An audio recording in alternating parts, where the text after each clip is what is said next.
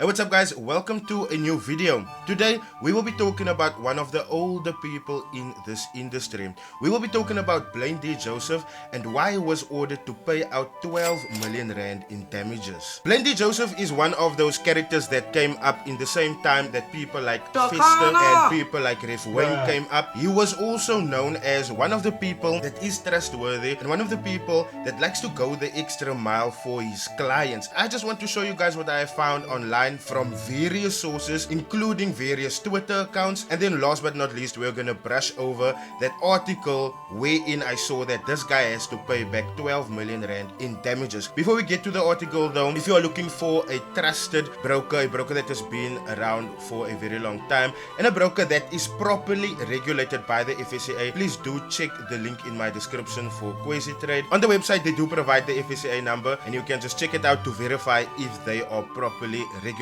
As I'm guessing some of you guys may have seen this newspaper articles making the rounds, and it is about Blaine Don Joseph, who is one of the elderly guys in this industry, and it's kind of shocking to see this coming out. But as I've said, this is an article whereby the High Court has laid down a judgment of 12 million rand for him to pay back people. And like I said, I've scoured the internet so that we can see why they are saying these things in the first place. Now obviously there's a lot of questions, and the questions that might come up first is, how did this guy get famous? How did it come to a point where people are actually investing in him? And as you guys may know, I'm gonna stand firmly on this, but influencers that don't do their homework and their due diligence on who they are reporting about, they bring people into a lot of financial despair. One of those influencers is Advocate Barry Roo, which is a parody account of the real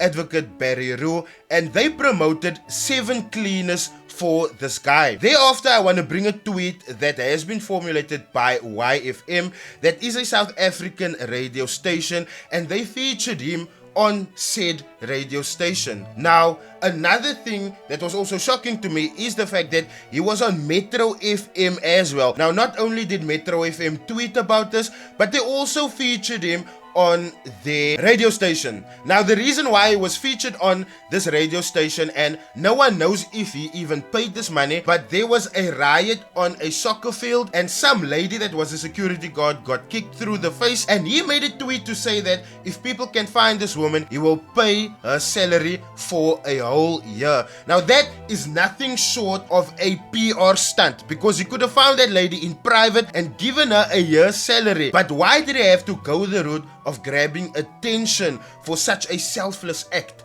I don't know. I also found a short clip where he was featured on Cliff Central, which is a radio station, an online radio station owned by Gareth Cliff. These are all platforms that gives these scammers the correct audience for them to scam. Like I told you guys, I have searched the internet for sources to see why they are saying this guy must pay back 12 million rand. And one source that I always use on this channel is IRS Forensic Investigations, and they put up a post. There are currently 2 active warrants of arrest for Blaine Donovan Joseph and 3 separate SAPS investigations involving Joseph and his alleged fraud involving the training and trading in Forex through his company Billion Forex Investments. Case references Secunda SAPS, and the case number is 141-12-2019. Santon SAPS case number 146-10-2019. Littleton SAPS case number 557-12-2019. In an ironic twist in a media article from April 2018, Joseph claimed to be a dollar millionaire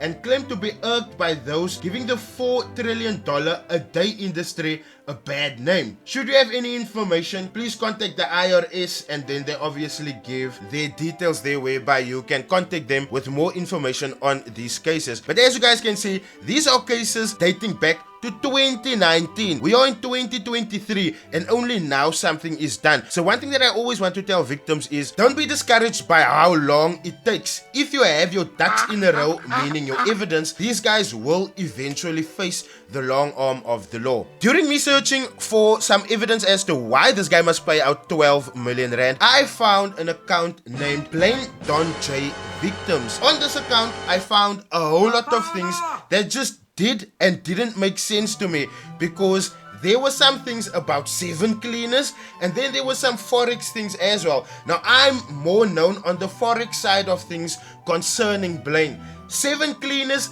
that is a little bit of a taboo to me. I must do some more research there, so I think it's fair to say that you can expect a part 2. Part of the things that I found on this Twitter page was chats that was detailing a capital investment of 50,000 Rand. And the chats read, "I'm so sorry for the delayed response, but payment should have been done today from Mercantile. I will have POPs, proof of payments, by Monday, July 27th, 2019. Thank you so much." And what I want you guys to realize is that this search for money from this client ranges all the way from July 2019 till December 2019.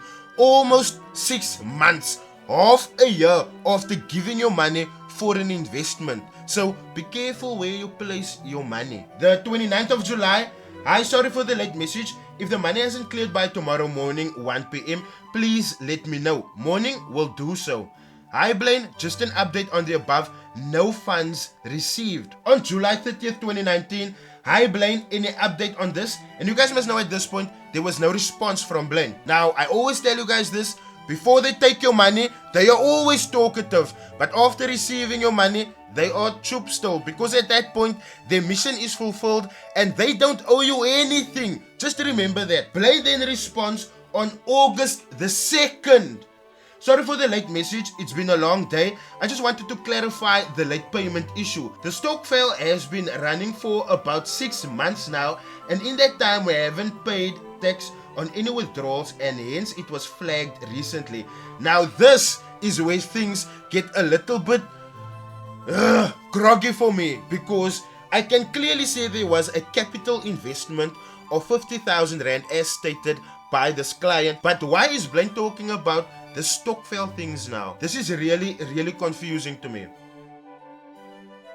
Moving along, September, this client asks Blaine, "Hi Blaine," no response. September the 10th, "Morning Blaine, hope you've been well. Just need an update on the funds as 14 days is due this week." Blaine responds by saying, "Sorry for the delay. I've just been off WhatsApp. I expect all commitments to be fulfilled this week. Yes." Client then says, "Alright, thank you." November month now. "When are you going to pay me my money, Blaine?" You can see patience has run out at this point. November 21st. "Morning Blaine, any update with the payments with Ruby?" After that, which is November 25th, "Hi Blaine, any update on the above?" So as you guys can see, this guy just went quiet because it's a case of he's realizing he's not able to pay people out. Now I'm gonna say this very openly. Many people in South Africa that runs investment schemes, they run it as Ponzi schemes, whereby they pay older clients with newer clients' money that just joined.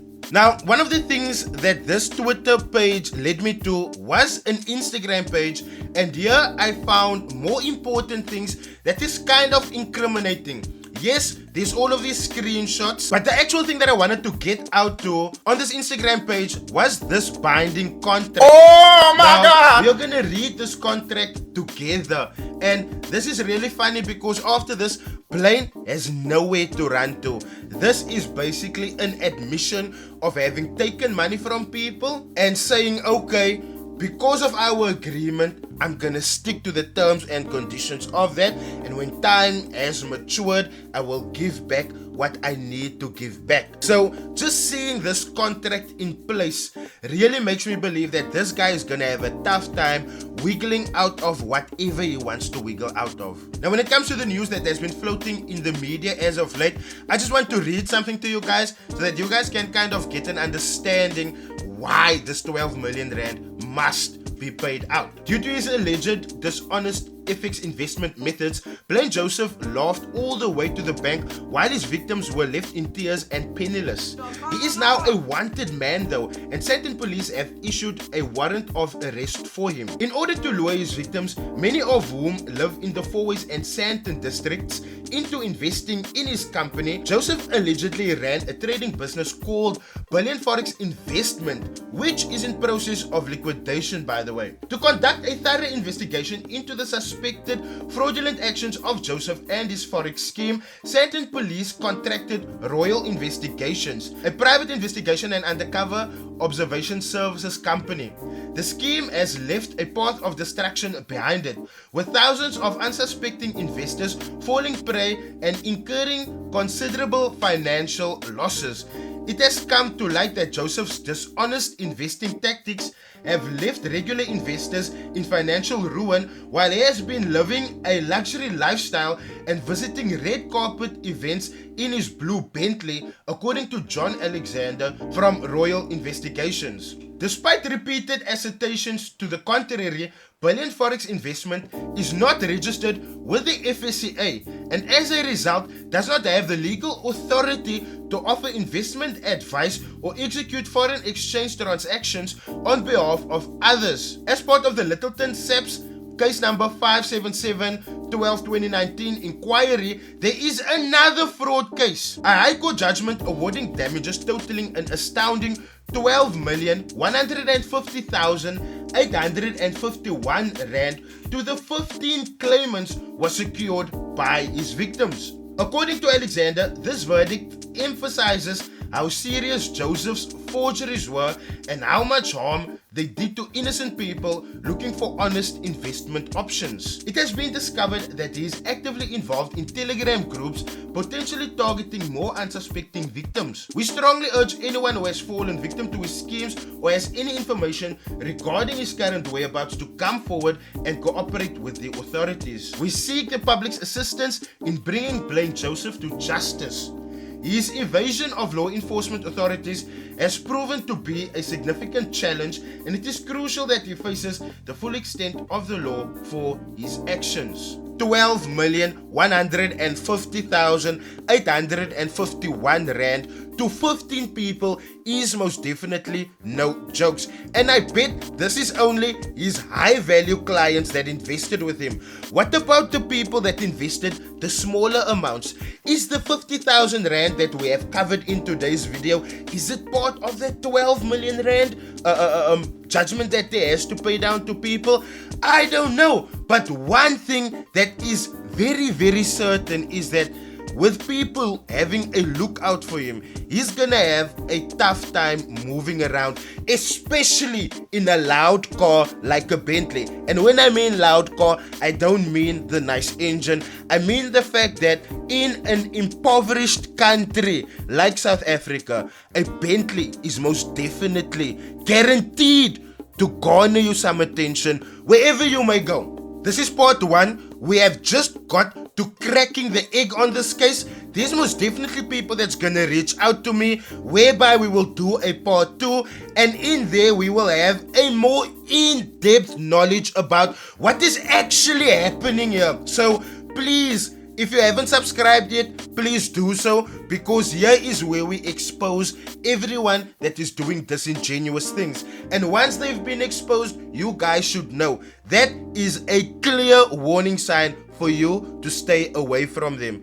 Thank you so much for joining. I will see you guys in my next video.